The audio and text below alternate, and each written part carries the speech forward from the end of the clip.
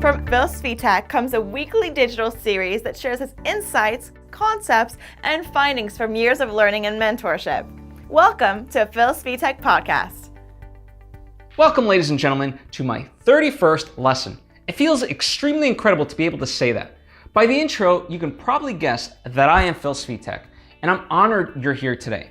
For those of you who are new to this series, well, my goal is to help artists achieve creative endeavors by gaining the mental fortitude necessary to do so.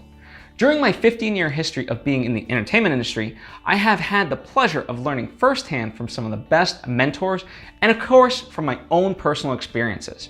It is precisely these lessons which I share with you weekly in this show to help make your journey just a little bit easier. Today, I want to focus on defining what the exact path of the artist is and how she can truly balance everyday life with her art. Right off the bat, you might argue that there is no exact path for artists. There is an infinite number of ways in which the artist can take. This is correct, but there are underlying principles we can extrapolate. After all, it's like that ironic principle that the more specific a writer makes the story, the more universal it becomes. And that is the goal of today, to draw out that universality from specifics so you can apply them in your life and work.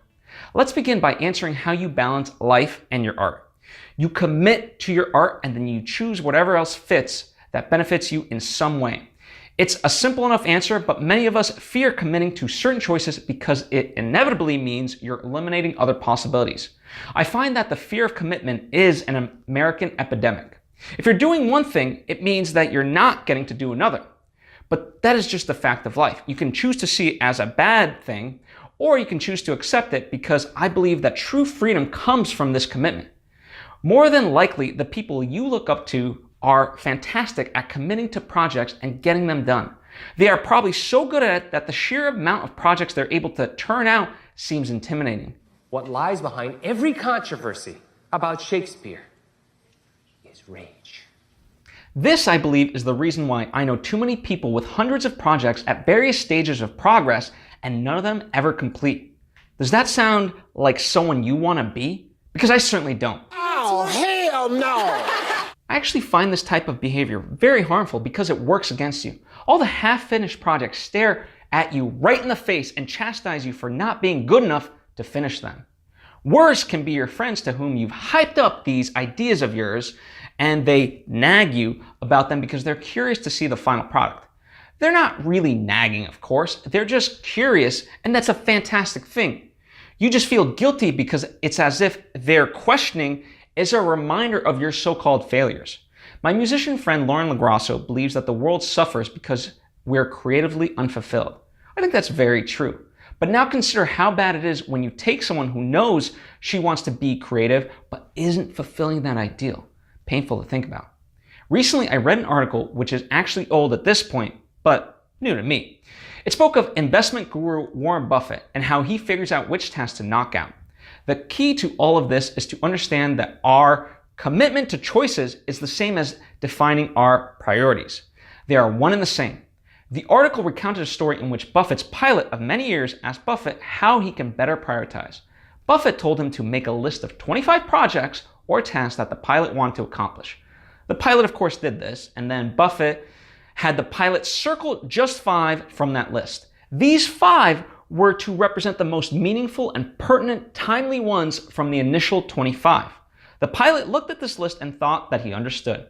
He assumed that the 5 that he had circled were the ones he needed to focus on, and when he found free time, he'd do something from the leftover 20. Buffett stopped him right away and said, No.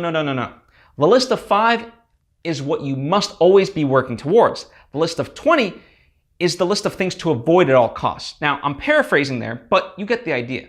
Even from my own life, I feel like I've made the mistake of utilizing the pilot's way of thinking and focused any free time that I had on new projects. Now, for your list of 5, you very well might need to include your day job or taking care of your family if you have one. When it comes to artists, we have to identify the aspects of our life that we can work on creatively and the ones that we simply must do. These are the years when a man changes into the man he's going to become the rest of his life. Just be careful who you change into.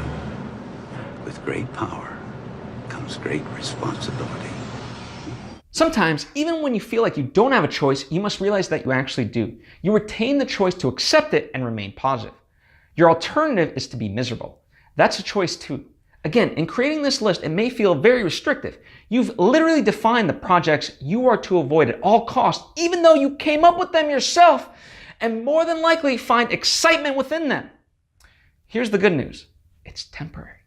The idea of this list is to get you to focus on the 5 tasks fully, and therefore you can knock them out faster.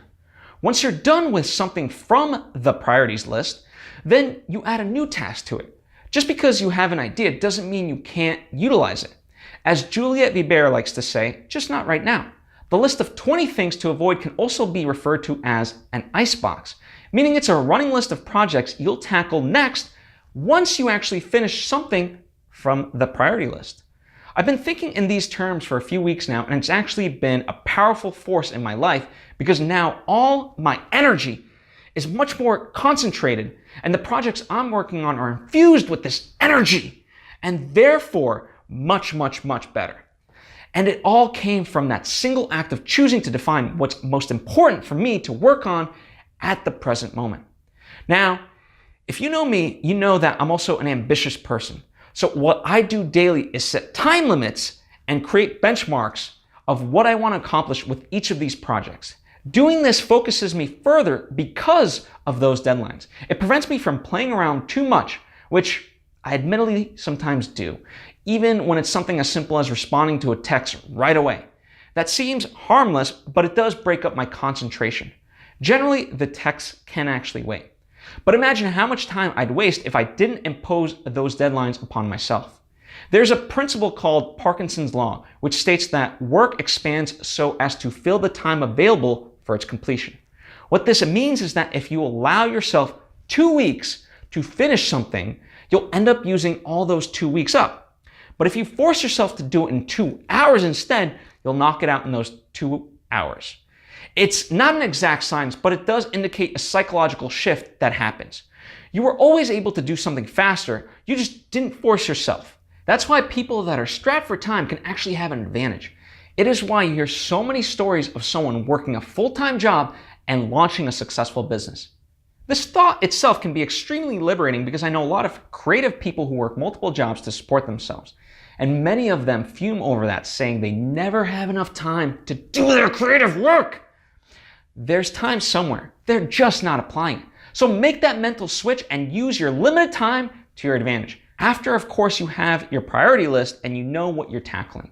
This type of adherence to sticking to what you define as your small number of priorities is essentialism, which is slowly becoming my new obsession. There's a great book on this notion called Essentialism, The Disciplined Pursuit of Less by Greg McKeown. In short, though, it's about doing less but better so you can make the highest possible contribution. I said fear of commitment was an American epidemic. Well, so is the idea that we need to do it all. What is all, after all? Socrates had a great quote that was, "Beware the bareness of a busy life." All is a myth, and if you look at it logically for just a second, you'll realize that doing it all is definitely not possible. Your time is a precious commodity. It's the one thing you can't renew. And so if you don't begin valuing your time, others will do it for you. And trust me, you won't be happy with the results. Here's an example for you. Many of us get asked to do favors and feel obligated to help in some way. It comes from a good place, of course, but go back to the definition of essentialism. Is what you're about to do going to be the highest possible contribution? I'll bet no. But let's say you convince yourself that you can do it, which does happen. Hell, I've done it where I say to myself that what they're asking me to do is so simple and easy for me that I, of course, should do it. And then I repeat this behavior a few more times until I realize that it's not sustainable. And in the words of McKeown, if it's not sustainable, then it's impossible. You'll wear yourself out. You'll eventually begin to resent others, and so on. But they're not doing anything wrong. This scenario can also be self-inflicted, whereupon any time you have a new idea, you drop what you're doing, literally or metaphorically speaking, and pursue it. Again, it can stem from that innocent notion, if it's easy, it won't take too long. But these happen because you didn't define your time. So prioritize your time by creating your list of 5 projects to focus on. Let's talk about the other aspect that is part of the artist's path and helps balance everyday life with art, and that's routine. The only way you're going to be able to be effective is if you have routines in place to help you out in your life. I did a whole lesson on the importance of routines early on, and I recommend you check out that episode again, as I won't recap everything here. But I will tell you that in order to see out projects through to their last stage, you should have routines. Routines, if nothing else, help train your brain to engage with ideas, to pull from the subconscious and bring them forth into your work. In terms of the everyday aspects, it'll help make your life a little bit easier. Routine on the surface might sound like a very boring and mundane word. And in a sense it is. But that's exactly what an artist's path is by the truest account. If you're a writer, you need to write. You've prioritized it, and now you have a routine to do it. No one else is interested in seeing you write, but they are interested to get the novel and read it. The work, they're not interested. The final completed thing, yes. Everything but the result is solitary in nature along the artist's path. And it's my belief that this is why so many would-be creatives abandon projects. They fear commitment, and furthermore, they realize how much work it takes and how unglamorous the work actually is in comparison to how it's marketed. By committing to what your priorities are and doing it via routine is exactly when an artist turns professional, not when she first gets paid. An artist commits her life to her art at any cost. That is the choice she's made and accepts it wholeheartedly. And everything else that isn't on her priority list is a distraction that should be eliminated. It can be scary. FOMO is very much real. But the true way to balance life itself is to understand that balance is a myth. Real balance is about defining what matters to you and doing it. Screw the rest, as they say. Instead, do the work. Do the mundane, because out of that comes the greatness that moves people's souls across the world. Are you ready to walk that path? I know I am. Now, before you head off, just a few more things. First, let's recap everything so you can digest it. 1. Create a list of 5 things to focus on, and anything else should be avoided at all costs. 2. Set up goals and deadlines for yourself to take advantage of Parkinson's law. 3. Value your time. 4. Don't let others define it for you, or worse, guilt trip you into doing something you don't actually want to do. 5. Get into a routine. It'll help you accomplish your list. And 6. Embrace the solitary act that is the creative process. Realize that life balance is a myth. It's really about defining your values. When you do, you'll eliminate FOMO. Use these takeaways as tools in your creative life. Feel empowered.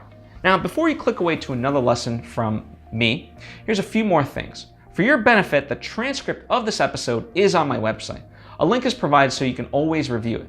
And be sure to leave a comment with your thoughts and opinions and what lessons you'd like to see me tackle next. The more specific that you are with your questions, the better I can cater these episodes towards you. Also, you can support this show on patreon.com/PhilSvitek, if, of course, it doesn't burden you financially in any way. Every contribution is truly appreciated and helps defray the cost of putting on the show, which, as you can imagine, takes a lot of effort. But honestly, one of the best and easy ways to support this show is when you hit that like button, rate the podcast, and tell your friends and family about it. It's free to do that and helps tremendously. If you're new to the series and you want to be notified when future episodes release, subscribe on either Apple Podcast, YouTube, Facebook, Google Podcasts, Spotify, or any other platform that is most convenient to you. Specific links are provided below. Now, should you be a new host in the LA area and are looking for opportunities, I encourage you to check out AfterBuzz TV. It's a network I've been a part of that has taught me much of the things I know and has groomed some of the world's best hosts, including WWE's Kathy Kelly, Fox's Ebony K. Williams, and hundreds of others, literally. Plus, they have a fantastic internship program for college students if you happen to be one. I provide AfterBuzz TV's contact page below as well. Lastly, to stay up to date with all the creative projects we're doing, follow me and my producer Juliet Vibert on @PhilSvitek and @Bonjour Juliet. Thanks for watching. I'm Phil Svitek, and I'll see you next week with another one of my lessons. Bye.